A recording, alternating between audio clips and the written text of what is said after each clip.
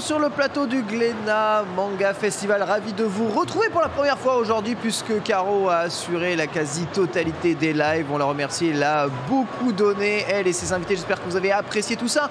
Aujourd'hui, 15h, c'est une émission un peu spéciale puisqu'on va se retrouver en direct avec les gérants, éditeurs et responsables marketing de chez Glénat pour pouvoir discuter des nouvelles sorties qui arrivent cette fin d'année et les nouveautés qui arrivent en 2023. Pour parler de tout ça avec vous, le chat est avec vous autour de ce stand de Glénat ici en direct de la Japan Expo. Je suis en compagnie de Satoko Inaba. Comment ça va, Satoko? Ça va, ravi d'être avec toi ici. Alors je le rappelle, ravi à chaque fois de se retrouver, c'est toujours un plaisir. Directrice éditoriale chez Glénat, donc la boss des boss de l'édito, c'est ça? Seulement celle qui lit et celle qui choisit les titres. Tellement modeste, le tatemae ne m'atteint plus. C'est formidable. Merci d'être avec nous. On va parler avec toi évidemment des sorties. Et juste à côté de toi, Thomas Gauthier. Salut. Ici, responsable marketing manga. Exactement. Chez Glénat. Donc nous parler un peu des dernières productions et peut-être derniers événements qui vont entourer la sortie de certains mangas. On va essayer de teaser un petit peu, tu vois, donner l'envie. Et puis voilà. Let's go. Évidemment, let's go, ça va être très important. Vous êtes avec nous sur le chat pour poser évidemment toutes les questions que vous avez. Je sais que vous avez souvent envie de poser des questions directement à Glénat quant à des rééditions, à des sorties, à des dates de sortie. On va essayer de répondre comme on peut. Sachez que Samir est sur le chat aussi pour vous donner des informations et vous répondre quant aux dates de sortie précises de chacun des titres. Donc n'hésitez pas évidemment à le solliciter et je remonterai bien entendu tout ça avec plaisir. On va commencer avec ce qui a déjà été annoncé puisque on annonce en avance finalement les sorties. Il y a des choses qui sont connues, mais ça fait du bien quand même de le rappeler, tout ce qui arrive pour cette fin d'année. Et on va commencer donc par ce qui n'est pas encore disponible ici sur le stand mais qui va arriver à partir de la rentrée avec le roman Bleach. On en parlait dans l'émission Bleach justement hier. Beaucoup de fans de Bleach attendent énormément ce roman qui complète l'histoire et le lore de Bleach. Est-ce que quelqu'un peut nous en parler un tout petit peu? De quoi s'agit-il exactement, ce Can Fear Your Own World? De quelle partie de Bleach est-ce qu'il s'inspire et quand est-ce qu'il arrive? C'est la suite directe de Bleach, on va dire. D'accord. Tout simplement. Et je pense que dans la série Bleach, sur la fin de Bleach, l'auteur a développé et s'est concentré sur l'histoire d'Ichigo alors qu'il y avait énormément de personnages dans l'histoire, qu'il y avait beaucoup de fans et que tout le monde voulait savoir ce qui arrivait et les dénouements pour chacun des personnages.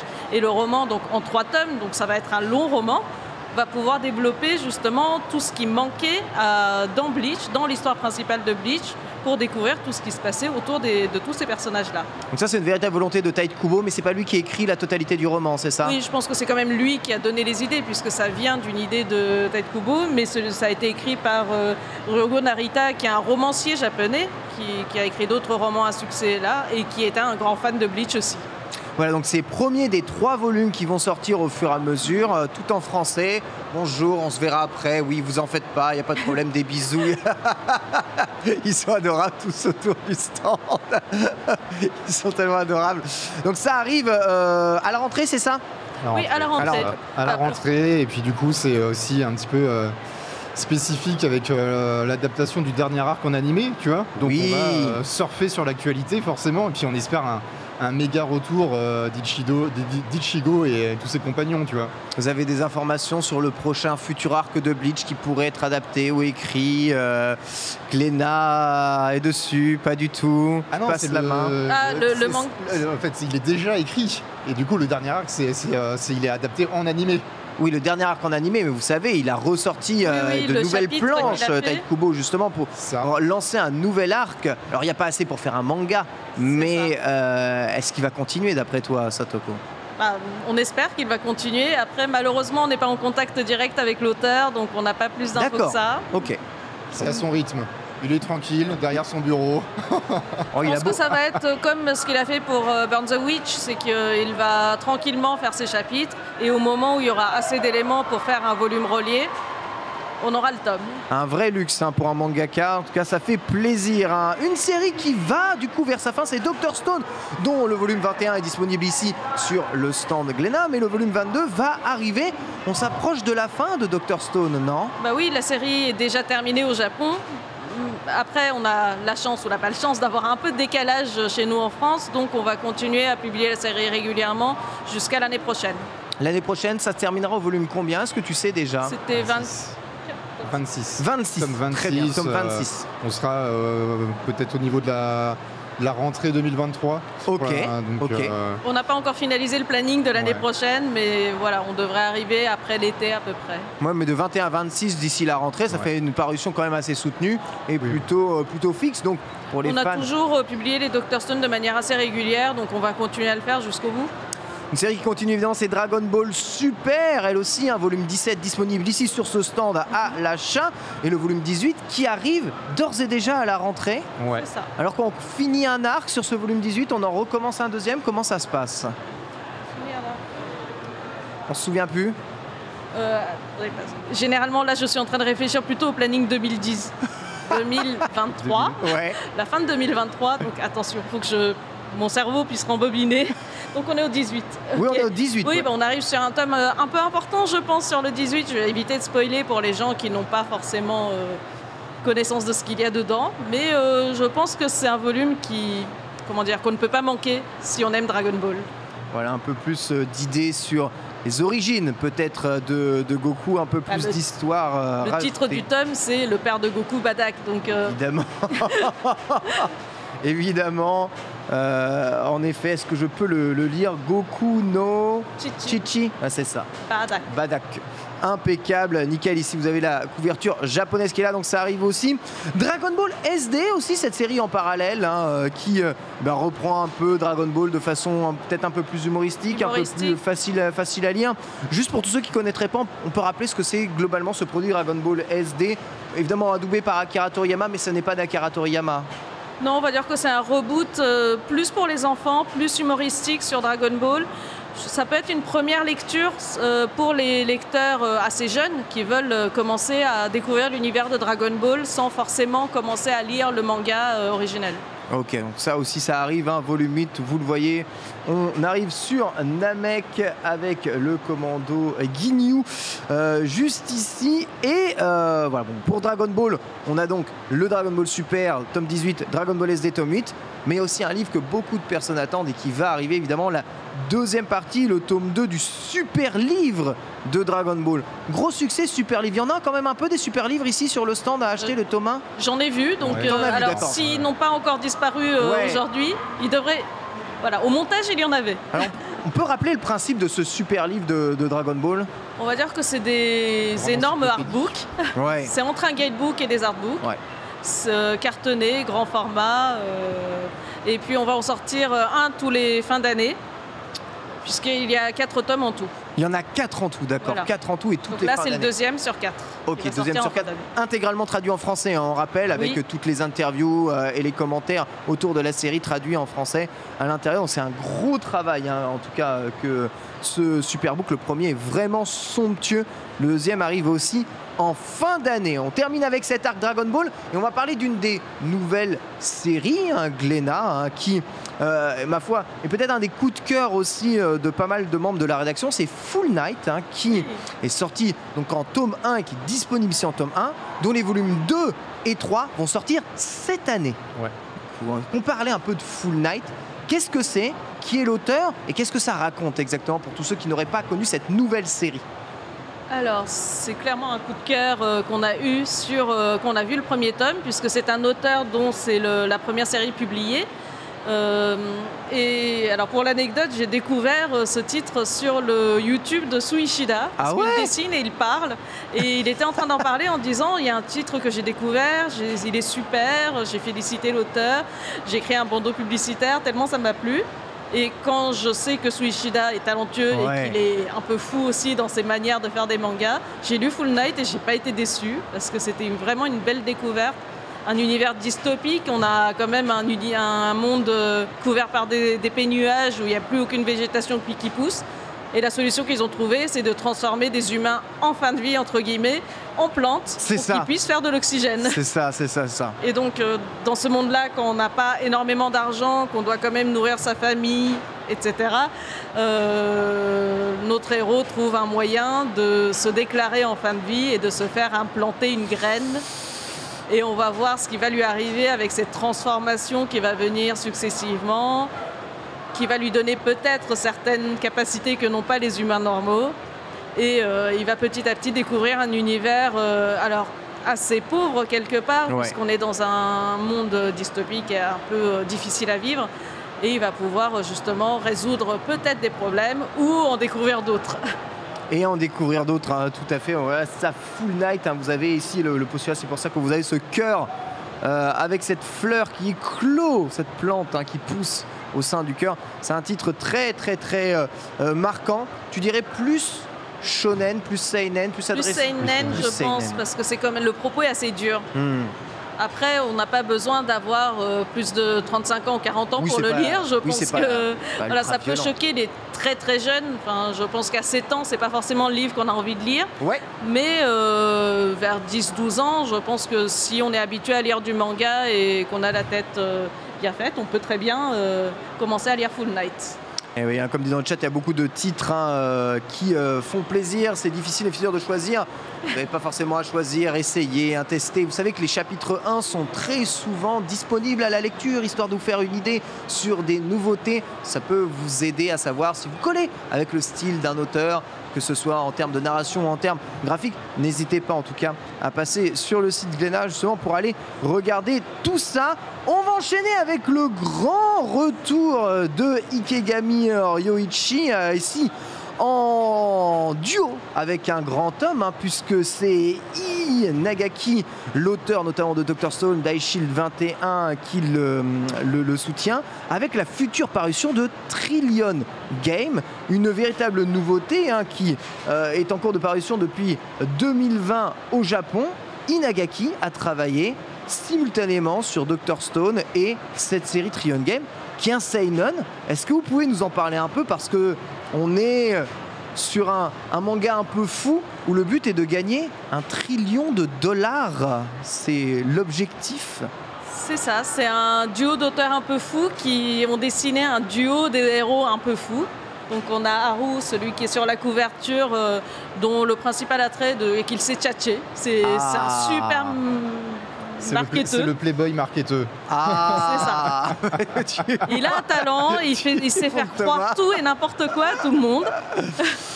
Et il va s'associer avec Gaku, qui est un geek timide, mais de talent évidemment. Et il va pouvoir justement l'aider à faire prendre connaissance de ses capacités. Et à eux deux, leur but, c'est de gagner plus d'argent que n'importe quelle entreprise qui existe au monde. C'est le loup de Wall Street. Ouais, c'est ça, c'est une entrée dans les milieux du loup de Wall Street, tout à fait. Et dans ce monde assez fou, c'est aussi un seinen assez palpitant, censé par la critique, déjà 4 volumes il me semble au Japon. Il y en a 4 je crois au Japon. Exactement. Actuellement. Et la série arrive du coup pour le premier tome ici avec la jaquette, donc là qui est vraiment la jaquette française, vous voyez Glénat, Trillion Game justement ici, donc voilà Ii Nagaki et Ikegami ensemble, et ça sera aussi l'occasion, voici la jaquette du volume 2, magnifique, de reparler un peu d'Ikegami, puisque vous allez publier ou republier Sanctuary, de ce que j'ai vu. C'est une nouvelle publication ou une republication? C'est un vieux manga, Sanctuary. C'est une nouvelle édition. D'accord. En 6 tomes, donc ça va être des gros volumes qui va faire l'intégrale de la série. Parfait. Voilà, là c'est la version japonaise, donc la version française sera un petit peu modifiée avec une image plus grande. Mais on va essayer de respecter au maximum l'œuvre de l'auteur, parce qu'il a quand même un trait extraordinaire, Ikegami. Et on va pouvoir le découvrir justement en format assez grand pour qu'on puisse lire l'ouvrage.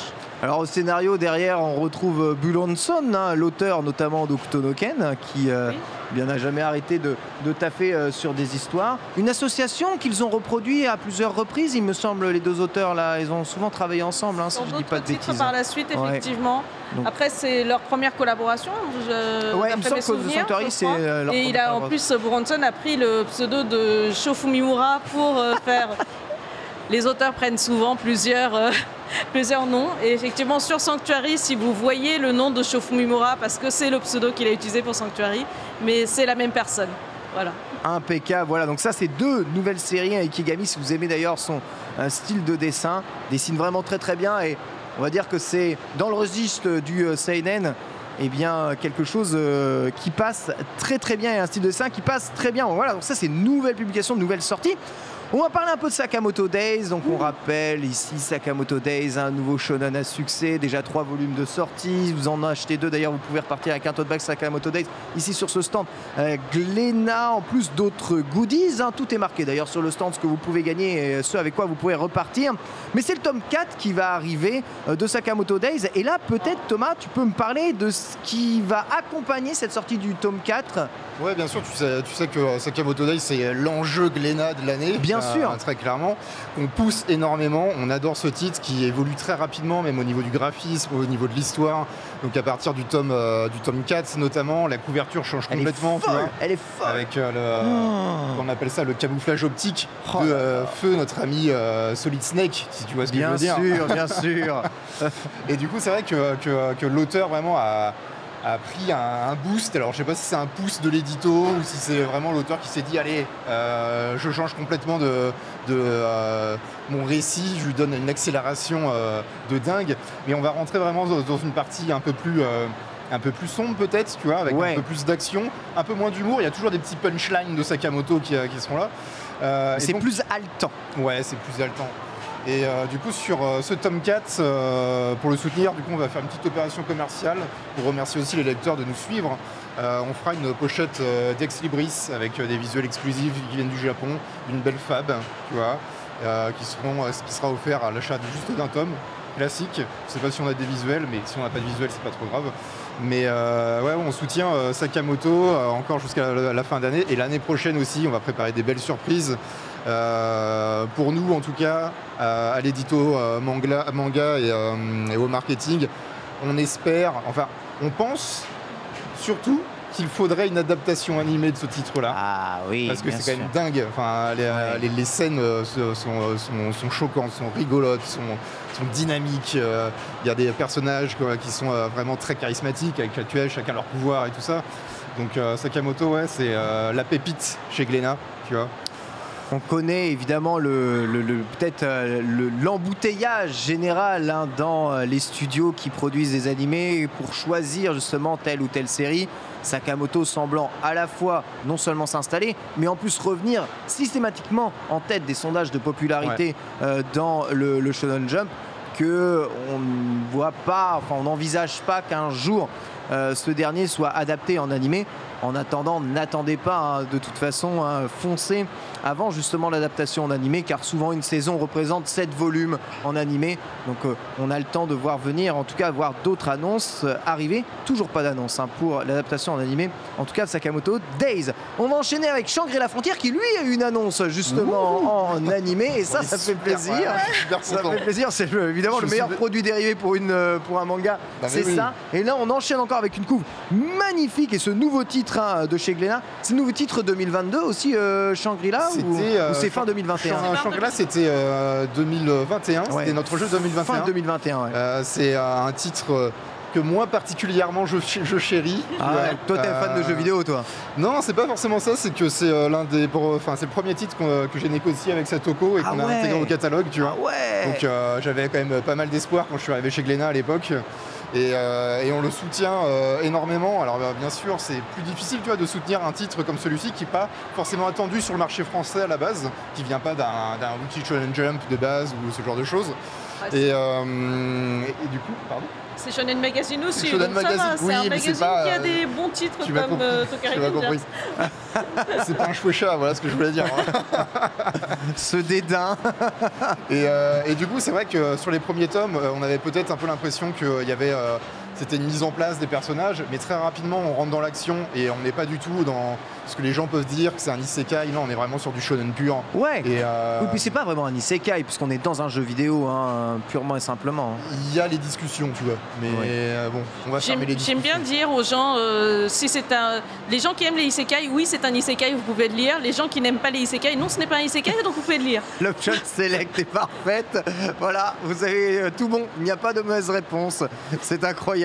En tout cas, c'est vraiment, ça part vraiment sur des arcs narratifs et à la fois scénaristiques juste fous. Les personnages aussi à l'intérieur sont fous parce qu'évidemment entre les personnages de la vraie vie et les personnages du jeu vidéo sont complètement différents, évidemment, comme ceux à quoi on pourrait s'attendre entre un avatar et la vraie vie. C'est vraiment ultra aussi. L'univers aussi, je trouve juste incroyable Shangri-La. Voilà, tome 6. Comme tu disais, du coup on est d'autant plus content puisque en effet il y a eu l'annonce en tout cas au Japon de l'animé. Je sais pas si tu as vu déjà les premières images, mais le studio qui le gère, vraiment c'est magnifique. Donc l'année prochaine, à mon avis, chez Glénat, ça va aussi être un gros push là-dessus sur la série pour lui donner encore plus de notoriété et puis la faire exploser. Comme ce qu'on a fait en fait finalement sur Tokyo Revengers, tu vois. J'avoue. C'est vrai, Tokyo Revengers qui a bien profité évidemment de la sortie en animé du titre. Justement, on parlait de Tokyo Revengers, volume 20 et 21. J'ai l'impression que les volumes de Tokyo Revengers sortent à la vitesse de la lumière. Comment c'est possible que ça sorte aussi vite? Alors, ça, c'est les fans aussi qui veulent absolument durer la suite. Si tu imagines à la fin de chaque tome, les cliffhangers. Ouais, j'avoue. Après, c'est un auteur qui travaille vraiment d'arrache-pied, qui n'a jamais pris de pause, qui ne s'est jamais arrêté, parce qu'on sent qu'il s'amuse à dessiner son titre. Et après, le petit côté positif et négatif, c'est que comme on a mis un petit moment après le Japon à sortir le tome 1, au final, on avait un écart assez conséquent avec la publication japonaise qui nous permet aussi d'avoir le temps de faire la traduction, de pouvoir planifier. Là, on rattrape un peu quand même l'apparition japonaise. On rattrape petit à petit, évidemment, parce que je sais que les fans attendent la suite avec impatience, donc on l'accélère. Mais effectivement, on a un décalage, on va dire, confortable pour qu'on puisse continuer à travailler et à publier les titres sans interruption. Impeccable, voilà, 20 et 21, ça sera directement sorti pour la fin de l'année. Je vous rappelle que vous avez d'ores et déjà le caractère book que j'ai justement ici, qui est paru chez Glénat, ainsi que le volume 19 qui est sur le stand là, sorti pour la Japan, le volume 19, non? Ou la semaine d'avant, oui. La semaine d'avant, voilà. Donc, juste tout frais, justement arrivé en librairie et dans vos applis de livres digital favoris. On enchaîne avec One Piece, évidemment, c'est un des gros pans de Glénat Manga, bien entendu. Et ce qui fonctionne bien en ce moment, c'est ces fameux coffrets par arc. Le coffret Alabastin est d'ailleurs disponible ici, il y en a, vous pouvez acheter les coffrets, vous pouvez acheter juste le carton des coffrets de la dernière édition de One Piece. Et là on va parler de celui de Skypiea, donc évidemment l'arc suivant, le deuxième arc de Grand Line, un arc fondamental de One Piece. Combien de volumes compenseront ce coffret? Question piège, qui n'était pas dans le runner. Et là, le premier c'est de 1 à 12, ensuite c'est de 13 à 23. J'ai pas envie de dire trop de bêtises. Et après celui-ci, je crois qu'il est plus court. Est-ce qu'on serait pas de 24 à... Est-ce qu'on peut souffler dans l'oreillette Dans l'oreillette, on ne me dit rien du tout, c'est terrible. Dans l'oreillette, on ne me dit rien du tout, c'est terrible. Bref, un bon gros nombre de volumes, mais c'est vrai que c'est un arc un peu plus court, même s'il commence à Jaya et se termine avec Skypiea. Et arc extrêmement important. C'est un super arc. Tu trouves Ener, le côté Nami avec ses nouveaux pouvoirs, son nouveau, comment on appelle ça, Climatacto. Exactement. Donc super top quoi. Et le coffret est super beau et ça fait vraiment une belle collection en bibliothèque tout simplement. Je pense que pour ceux qui lisent le simultrade de One Piece sur Glénat Manga Max et Manga Plus, l'arc d'Ener est tout à fait important à redécouvrir aujourd'hui. Voilà, 24 à 32 me dit-on, donc il y a 7 volumes. J'y étais presque, tu vois. 7, 8, c'est ça fait combien? 6, 7, 8 et 9 volumes à l'intérieur. On est toujours sur une dizaine de tomes par coffret, par arc, mais après ça dépend de Oda. Oui, évidemment, on sait qu'il a l'habitude de s'étendre, bien entendu. En tout cas, ces coffrets qui remportent un franc succès et qui sont vraiment les objets idéaux si vous voulez vous mettre à One Piece. Voilà, vous pouvez acheter directement le récit, vous savez, sans traîner, sans flashback inutile, sans filler. Voilà, le manga pur et dur, l'œuvre de l'auteur. Elle est ici, One Piece, qui atteint aujourd'hui en manga peut-être son climax. Alors ce n'est pas la seule chose One Piece, il y a le roman Héroïne aussi qui va sortir. Alors ça, de quoi s'agit-il exactement? C'est encore un petit spin-off sur les personnages féminins de One Piece, c'est ça? C'est un roman avec des nouvelles focalisées sur les 4 personnages féminins que vous voyez en couverture. Les chapitres ont été prépubliés sur le One Piece Magazine, donc ceux qui achètent le One Piece Magazine ont déjà dû découvrir trop cool. les romans, mais effectivement effectivement, après, c'est le recueil qui compile les 4 belles histoires. Habitude aussi chez Glénat, le calendrier de l'année One Piece. Eh bien, il arrive le 2023, bien entendu, en fin d'année. On a quelques pseudo-visuels justement ici, adaptés à la fois des color walk de One Piece, que vous pouvez aussi retrouver ici sur le stand, donc qui sont les artbooks officiels des doubles pages et autres pages couleurs de Eiichiro Oda, et agrémenté évidemment d'un calendrier, parce que c'est aussi d'un calendrier, donc des dates. C'est un calendrier, et justement l'année dernière on avait fait le calendrier et l'agenda à part, mais sur le calendrier 2023 on aura le calendrier avec l'agenda qui est donné avec le calendrier. Ah ouais, d'accord. Ok. Plaisir d'offrir. Oh là là, le plaisir d'offrir, ça régale. On rappelle évidemment que One Piece est toujours en cours de parution. Si vous êtes resté sur votre faim à la fin du tome 101, car c'est vrai, nous arrivons actuellement dans une période très importante de dénouement scénaristique pour One Piece. Sachez que le volume 102 et le volume 103 arriveront cette année aussi, si tout va bien. Donc le 102 vers la rentrée, le 103 vers la fin de l'année, le 14 septembre exactement. C'est une date importante puisqu'on va en reparler justement de cette sortie du tome 102, sachant que le premier tirage du tome 103 aura une petite particularité. Je vois marqué jaquette métallisée plus dépliant couleur. Oui, alors on a voulu un peu marquer le coup, tout en évitant peut-être que... alors ça c'est le 102, parce que malheureusement le 103 n'étant pas encore sorti au Japon, je n'ai pas encore la couverture du 103. Mais sur le 103, effectivement, on a voulu marquer le coup en proposant tout le premier tirage. Donc il n'y a pas de tirage limité, c'est vraiment toute la première salve d'impression sur le tome. On va proposer avec un effet un peu spécial pour que justement les fans qui vont chercher le livre à la première heure, dès le premier jour en librairie, puissent avoir une édition où il y a marqué évidemment premier tirage, mais ils peuvent surtout le montrer en disant « Moi j'ai lu le bouquin quand il est sorti ». Ah voilà, merci. Merci, la street cred. Un peu de street cred. Donc voilà, vous aurez... C'était aussi pour éviter les problèmes de collector où il fallait s'y adapter avant, on n'en avait pas assez, et il y avait des gens qui étaient déçus.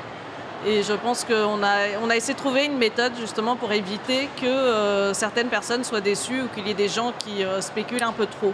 Alors il me semble que le 103 ne clôturera pas Wano, il faudra attendre le 104 pour ça. Et ce tome 104 évidemment sera vraiment très attendu, parce que vous savez qu'actuellement Eiichiro Oda est en pause. Et bien ce dernier reprendra à la rentrée. Il a quand même le droit de prendre des fois des vacances. Ah, mais c'est même pas il a le droit, il a l'obligation, parce que comme on a envie d'avoir la fin du récit, on t'attend Eiichiro. Voilà, il faut se reposer à un moment. Je vous rappelle évidemment Glénat Manga Max pour la parution des chapitres de One Piece en français directement à leur sortie au Japon. Et on va terminer évidemment avec une nouveauté dans le catalogue Glénat. C'est aussi un nouveau shonen. Il s'agit de Shojin X qui arrive d'ici la fin de l'année, volume 1 et volume 2. Voici d'ailleurs les annonces ici. Suit Ishida, justement le youtubeur quelque part maintenant, parce qu'il stream beaucoup sur YouTube.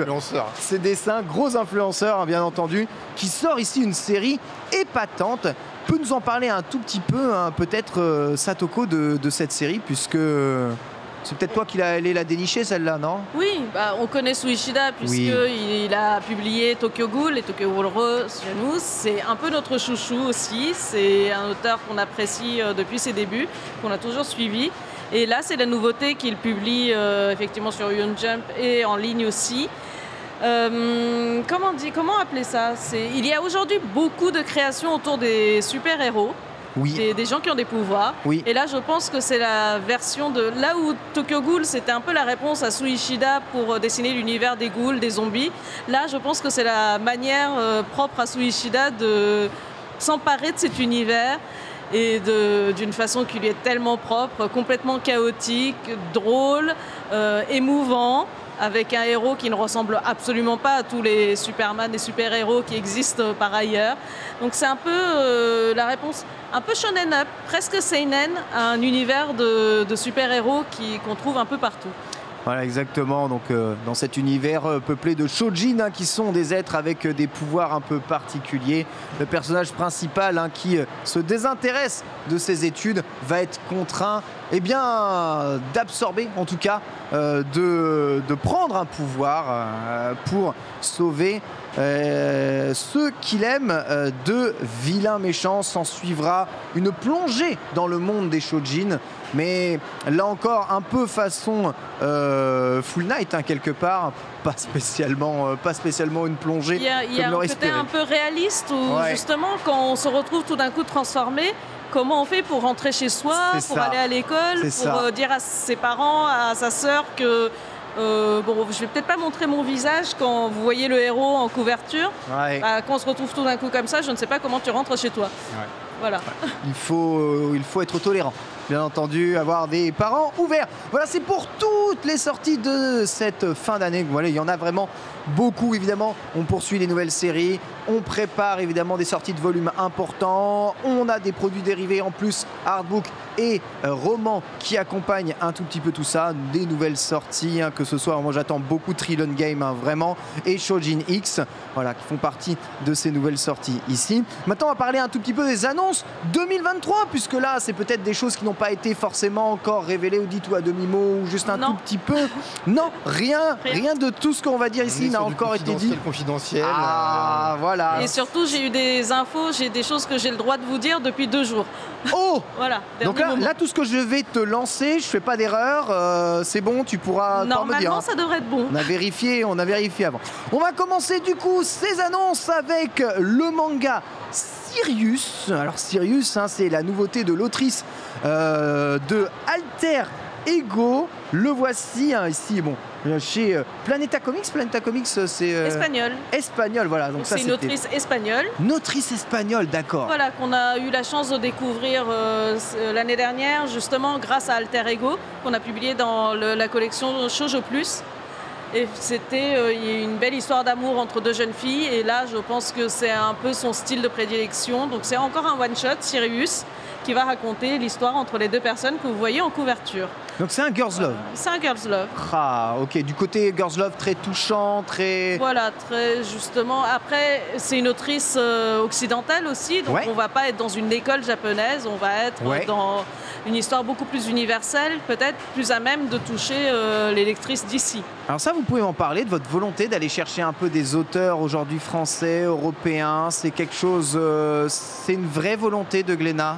C'est une volonté. Du côté manga, j'entends, parce que du côté BD, c'est déjà... C'est un peu une logique, hein. C'est que, bah oui, à 10 ans, on ne publiait pas forcément plus de mangas d'auteurs européens, puisque les auteurs n'étaient pas encore là.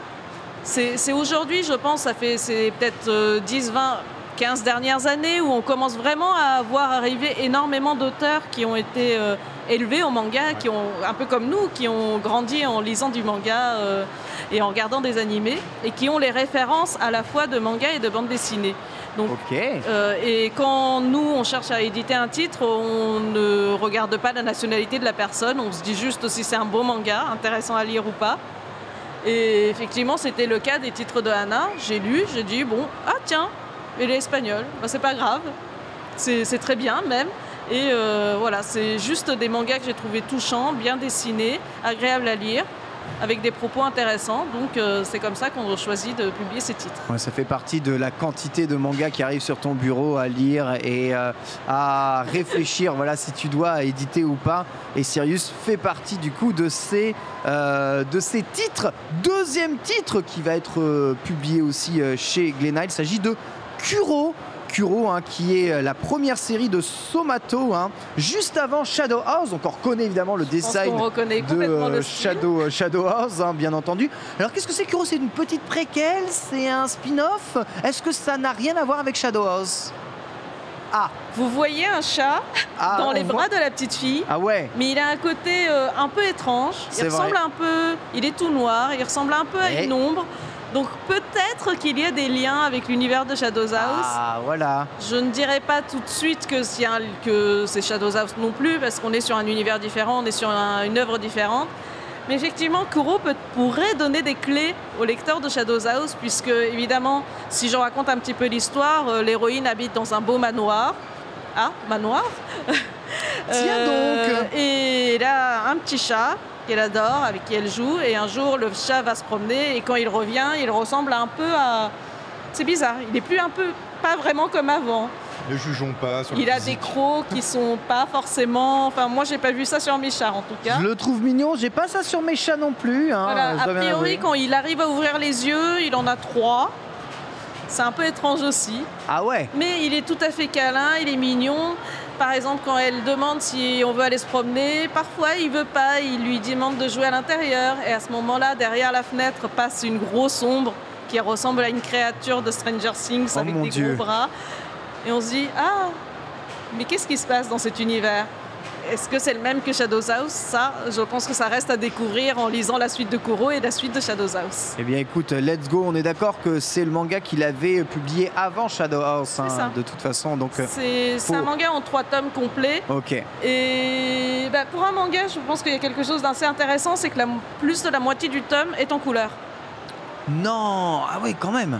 On a la deuxième moitié qui est en noir et blanc à chaque volume, Il sera mais en, on a il sera en vraiment couleur dans la publication française aussi. oui, Hein. on a D'accord. juste comme les auteurs ont fait, on a la première moitié qui sera en couleur et la deuxième moitié du volume qui sera en noir et blanc. Ah oui, d'accord, donc c'est quand même... Ça sera de beaux ouvrages, tout comme Shadow's House, je pense que vous avez eu l'habitude de les avoir en main. Vous pouvez vous attendre à aussi beau que Shadow's House sur Kuro. Alors ça régale. Voilà, donc on rappelle Sirius, Kuro, 2 nouveaux mangas édités chez Glénat. Et on va continuer avec Tsui no Taimashi, nouvelle série sous-titrée Ender Geister. Voilà, nouvelle série chez Glénat.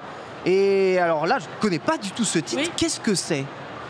Je pense que ça va être une surprise pour pas mal de lecteurs parce que c'est un seinen mais qui n'est pas publié dans les circuits habituels. Il n'est pas dans un magazine seinen, il n'est pas mais c'est chez un pour ça. éditeur connu. D'accord. Il est publié sur une plateforme qui s'appelle Saikomi au Japon, qui attire de plus en plus de lecteurs. Et c'est un peu une curiosité, je pense, au Japon aussi, parce qu'il existe en version papier, sauf que quand il est arrivé en librairie, à chaque fois, il disparaît, il est en rupture tout de suite, et les libraires se demandent ce que c'est, parce qu'ils ne connaissent pas forcément la série, mais les lecteurs sont là, et ils disent « Ah, mais c'est génial !» Et donc c'est un peu un ovni qui débarque dans l'univers du manga seinen au Japon. Et pour faire très simple, c'est une histoire d'exorciste. Notre héros, alors de son nom de code Akira Kurosawa, D'accord. est un exorciste de génie qui va se battre contre des ghouls, des trolls, des sorcières, toutes les créatures mythiques les plus dégueulasses les unes que les autres. C'est du vrai seinen, il y a de la violence, donc ce n'est pas à mettre entre toutes les mains. Mais effectivement, et donc il y a ce côté action qui est très sympathique, et puis des combats d'exorcistes, c'est toujours assez intéressant à voir. Et un côté beaucoup référencé sur le cinéma d'action, parce que l'auteur est un gros fan de cinéma d'action, et son héros aussi. Donc à chaque case de sa vie, on va pouvoir voir des petites références. C'est John Wick avec des jolis yeux bleus, là, un peu. Hein. Voilà, quand il bute une sorcière, il dit « hasta la vista ». Ah, d'accord, ok. Il y a des scènes qui sont assez classes, donc je pense que c'est une lecture très très agréable pour les fans de cinéma et de manga. On est d'accord que c'est bien un manga, même s'il est paru sur une nouvelle plateforme populaire japonaise, on est dans le registre du manga, on n'est pas sur du webtoon ou autre chose comme ça. Hein. Qu'est-ce qu'on appelle webtoon, qu'est-ce qu'on appelle manga? C'est des choses qui sont prévues pour être scrollées, je veux dire. C'est pas vertical, ça reste un manga, c'est quelque chose qui a été prévu pour être lu en ligne au tout début. Mais effectivement, les Japonais, même si c'est publié en ligne, c'est le cas pour Joujinix aussi, continuent à créer justement la mise en page manga. La mise en page à page, mais peut-être avec à la différence près que la lecture sur écran se fait beaucoup plus horizontalement que normal. Donc, généralement, les auteurs font attention à ce que les pages puissent être lues à la fois en papier et à la fois sur écran. Donc c'est un nœud de plus à faire dans la tête des auteurs. C'est évidemment un truc qui se réfléchit. C'est un manga qui, du coup, n'avait pas vraiment d'éditeur. L'auteur s'est un peu auto-édité, donc a été très libre dans son récit, probablement. Il n'y a pas eu d'éditeur qui a dit non, tu fais pas ça, c'est pas bien, le public va pas aimer, tatata. Saikomi fonctionne un peu à la manière d'éditeur de jeux vidéo. Donc après, je sens très clairement une patte très personnelle de l'auteur sur le titre. Donc évidemment, il a dû avoir une liberté, mais je pense qu'ils ont une manière de créer qui est peut-être un peu différente des magazines traditionnels. Très bien, ben voilà, ça arrive à peu près vers quand? Est-ce que tu saurais dire l'année prochaine? Je crois que c'est vers février. Vers février de l'année prochaine. Si on arrive à finaliser toutes les... Alors pour le coup, c'est quand je disais que j'avais eu des nouvelles il y a 2 jours. C'est un nouveau titre qui nous arrive vraiment fraîchement. Ouais. Donc j'ai eu le droit de vous en parler là, il y a 2 jours. Trop cool. Et à tel point que si j'ai annoncé Tsui no Time Machine d'Ergeister, c'est le titre original. Pour l'instant, on n'a pas encore de titre français. Ok, d'accord. C'est vraiment... Oui, voilà. J'avoue, Tsui no Time Machine, c'est pas non plus le plus facile à retenir en français. La traduction littérale, ça serait l'exorciste final, l'exorciste de la fin... Donc on va essayer de trouver quelque chose qui soit très proche de l'image japonaise du titre. Tant que ça ne finit pas en rôdeur de la nuit, tout ira très bien, ne t'en fais pas. On continue. On peut l'appeler Constantine au pire. J'avoue. On termine du coup aussi avec un retour dans une nouvelle édition des œuvres de Tsutomu Nihei, puisque on va revoir Noise, on va revoir Abara et on va revoir Biomega de publier dans une édition finale de ces mangas qui étaient généralement en 2-3 volumes et qui vont être publiés en grand format. Alors vous pourrez me parler un peu de ces formats de mangas que vous aviez déjà publiés? Oui, c'est Blame, la série principale de... On dit Blame, on dit pas Blame. Hein. Oui, parce que ça vient de l'onomatopée Blame, qu'il a écrit avec un E, mais bon, du coup c'est Blame. Et donc Blame a été publié en édition de luxe, donc c'est le format Akira, c'est le format le plus grand de notre collection, donc c'est un beau pavé. Et donc Blame avait été publié sous ce format-là en 6 tomes. Donc, et effectivement, on va publier Noise, qui était un one-shot de l'auteur sous le titre Blame Zero, puisque Noise est dans le même univers que Blame. Donc ça va compléter la collection de Blame pour ceux qui l'ont déjà. Et suite à Noise, on va publier Abara et Biomega. Biomega qui était en 6 tomes, 6 petits tomes, et là on va avoir 3 gros tomes. Et Biomega et Abara étaient publiés chez Shueisha autrefois, donc on avait des petits volumes qui étaient chez eux. Les droits sont passés chez Kodansha au Japon. Oh. Voilà, donc ce qu'on a fait, c'est l'année dernière, on a dû arrêter la version qui existait en petit format. Ok. Et quitte à le republier, on s'est dit, les beaux formats, ils sont grands, ils sont beaux. Les fans ont l'air d'adorer ça, donc on va y aller. Donc c'est un format Glénat, ce format-là. C'est pas un format adapté d'un format qui existe déjà? Alors, si le Blame existait chez Kodansha et le Biomega, c'est un format grand format qui existe aussi chez Kodansha. D'accord. Donc c'est un nouveau format. Ok. Après, je crois que Noise n'existe pas sous ce format-là au Japon. En Allemagne, s'ils l'ont déjà adapté à ce format-là. Et nous, on va adapter aussi Noise à ce format-là pour qu'il puisse rentrer dans la collection des fans de Nihei. Voilà, ça c'est prévu pour le début de l'année aussi. On va publier successivement. On va commencer par Noise, ensuite Abara et les tomes de Biomega, tous les 2 mois à peu près. Tous les 2 mois à peu près, voilà. Vous savez, maintenant retrouver les nouveautés pour ce début d'année. C'est le début d'année 2023. Il y en aura d'autres probablement à suivre. Je sais qu'il y a pas mal de séries que vous attendez. Quand est-ce que vous allez publier évidemment telle ou telle série? Vous savez qu'évidemment c'est toujours la guerre pour savoir qui va récupérer telle ou telle série ici en manga chez les éditeurs. Mais aussi, on n'a jamais de certitude de ce dont on peut parler 2 jours avant parfois le début d'une émission. Donc ne vous en faites pas, ça n'est que le début. On va enchaîner un peu avec toi Thomas, puisque on va reparler de One Piece. Et il y a des choses qui se préparent pour One Piece, et notamment pour la sortie du volume 102.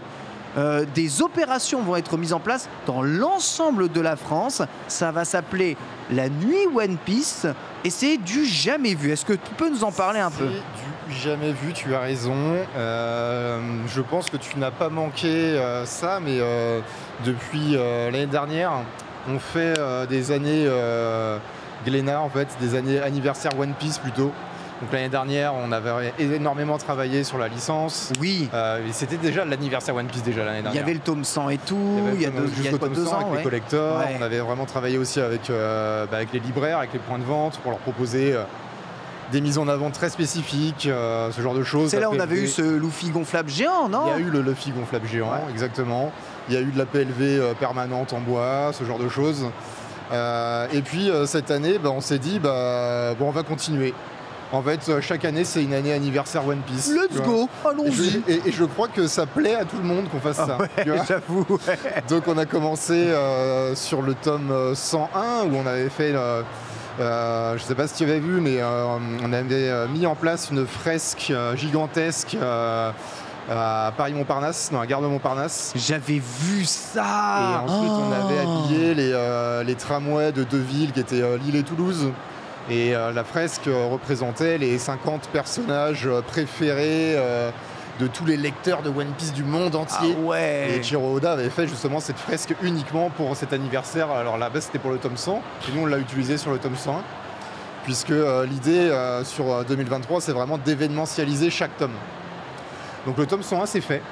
Ah ouais, alors ça c'est bien fêté en tout cas. Le tome 103, il y aura peut-être des surprises, mais pour l'instant on est sur une fab, comme on a dit, spécifique, un petit tirage. On a déjà un tirage un peu collector, un peu premium. Exactement. C'est déjà cool.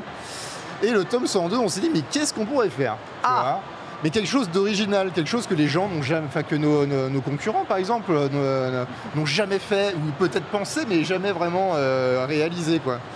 Et donc est arrivée cette idée folle sur laquelle on bosse encore jour et nuit. Toutes les équipes, parce que c'est vraiment très très chronophage, qu'on a appelé la nuit One Piece. Ah là là. Mais la nuit One Piece, qu'est-ce que c'est exactement? Eh bien, c'est donner la possibilité à une très très grande sélection de points de vente d'ouvrir la nuit et de mettre en vente le tome 102 genre 24 heures avant les offices qu'on doit respecter, nous, habituellement, tu vois. Mais ensuite de proposer aussi des mises en avant très spécifiques avec des expositions, par exemple.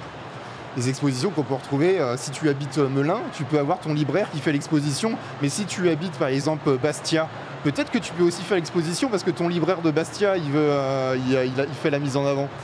Donc ce genre de choses, donc grande exposition, des animations très spécifiques.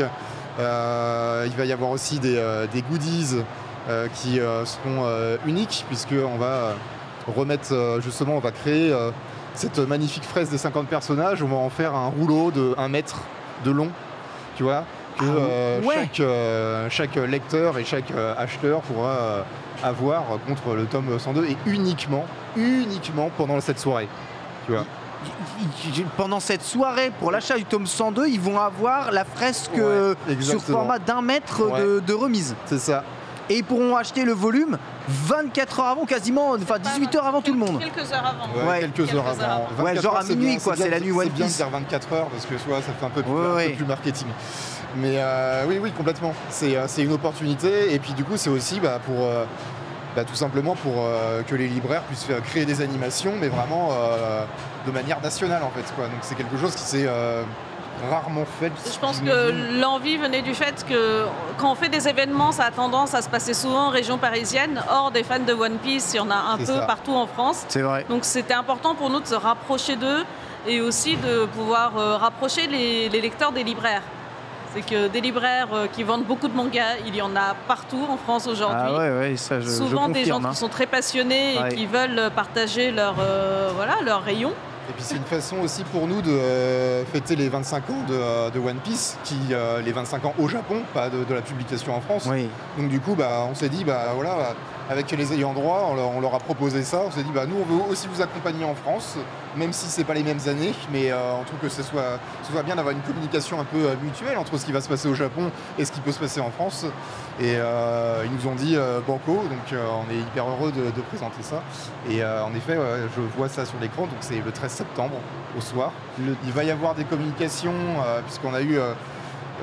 c'est pareil que pour Satoko, moi j'ai eu des validations, des feux verts alors ce matin c'était même dans la nuit plutôt, tu vois, donc même si on est sur le Japan Expo, on est toujours en contact avec les Japonais. Bien sûr. Et donc on est très heureux et on espère que ça va vraiment attirer énormément de monde. Alors on rappelle qu'on va avoir ça en France, mais la Belgique fait aussi partie du processus. La Belgique fait partie du processus, en effet. Ouais. Donc il y aura des villes en Belgique qui accueilleront justement la nuit One Piece. Comment connaître si ma ville mettra en place, ou un libraire de ma ville mettra en place une nuit One Piece. On va mettre en place un site internet à partir du mardi 19 juillet, donc la semaine prochaine. Ok. Sur ce site, c'est un site à la fois B2B et B2C, donc pour les libraires, pour qu'ils eux puissent s'inscrire. Et puis qui note aussi, on laisse le champ libre aux animations qu'ils peuvent eux-mêmes proposer pour leur librairie. Donc nous, bien sûr, on va proposer des choses, on va proposer des kits, on va proposer des éléments, de la déco, des vidéos, peut-être des vidéos exclusives de Eiichiro Oda, sait-on jamais. Et puis avec sa main. Avec sa main, pas son visage. Avec sa main et pas son visage, on dirait. Et ensuite, du coup, chaque lecteur aura possibilité d'accéder au site et on va faire une grande map avec tous les libraires, si tu veux. Top. Et du coup, il suffit de choisir, de mettre le code postal de sa ville, et là, tu vas avoir le listing des libraires participants. Let's go. Et donc, let's go, il est 19h, je vais à ma librairie, j'en ai jusqu'à minuit, 1h du matin, 3h du matin, selon le libraire. On commence vraiment à partir de 19h. La vente des mangas, c'est 22h. Et après, on laisse libre aux libraires d'ouvrir jusqu'à l'heure qu'ils souhaitent. Sans indiscrétion, vous prévoyez du coup une impression de combien de volumes 102 de One Piece pour cet événement? Je peux pas te dire.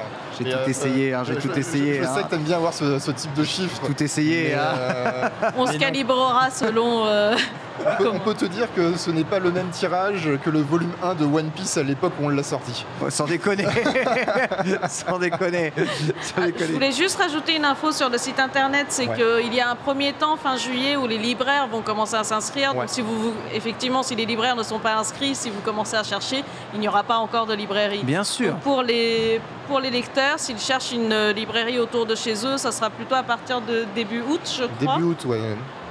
Donc on vous donnera les dates effectivement avec les annonces, mais normalement c'est si début août, mi-août, vous pourrez commencer à chercher la librairie autour de chez vous. Vous aurez un bon gros mois pour savoir évidemment si l'événement se fait. Et le 13 septembre, en vérité, le 14 septembre, ça sera la sortie officielle du tome. L'événement, c'est sûr qu'il se fait, tu vois. L'événement, c'est oui, l'événement, c'est sûr qu'il se fait. Maintenant, c'est sûr qu'il se fait. C'est signé avec les Japonais. D'accord, ok. Ah oui, alors là, c'est l'épée de Damoclès. Ça. Vous n'avez plus le choix. Sauf si aucune librairie ne veut la faire, mais ça m'étonnerait grandement. Comment ça, travailler le soir pour vendre des livres? Jamais. Non.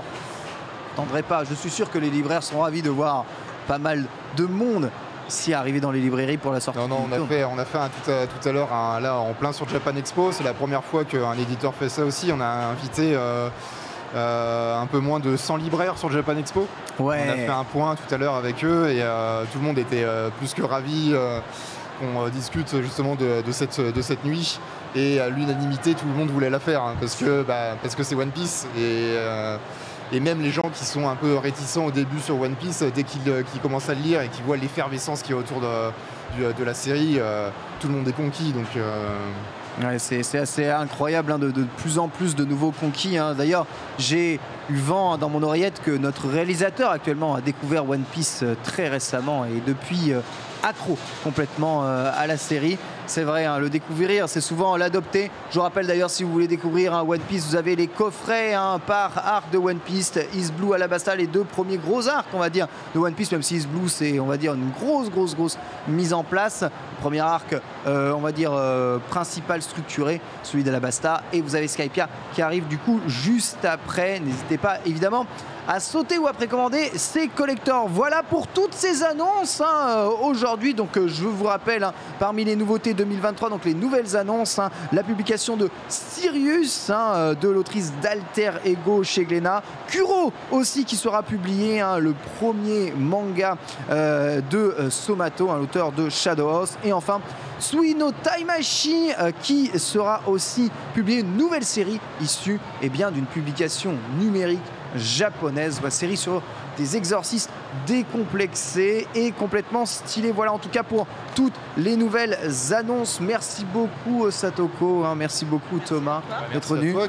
Merci Benoît, même si ce dernier n'a pas pu venir, laissant évidemment un micro vide justement ici. Merci à vous toutes et à vous tous de nous avoir suivis. On rappelle le programme de ce Glénat Manga Festival, puisqu'il n'est pas terminé. Demain, il y aura encore des lives spéciaux, des célébrations, des annonces, avec justement au début à 9h30 comment créer un manga, justement, ici.